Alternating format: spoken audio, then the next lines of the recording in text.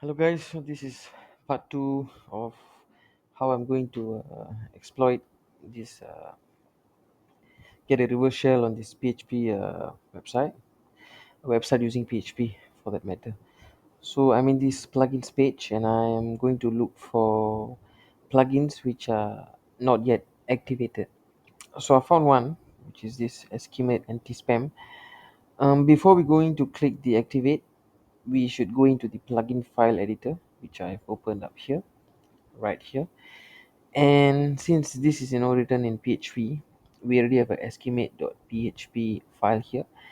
All we have to do is inject this reverse shell one liner, which I got from here, right here. So we do not need to include this PHP part because as you can see, the code already contains this. We just have to include this inside this PHP, which we've added.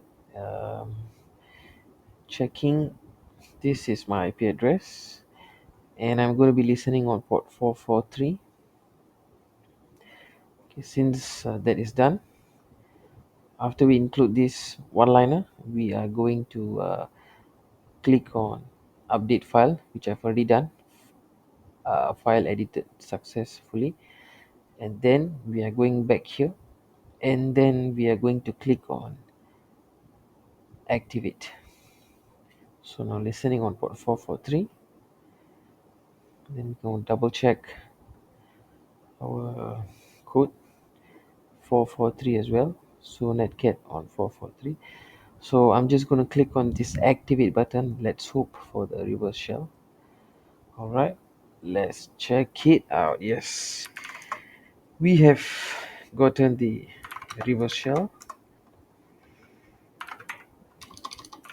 Right here we have the flag.txt, and that is how we can abuse um, the content management system of WordPress, which is using PHP files.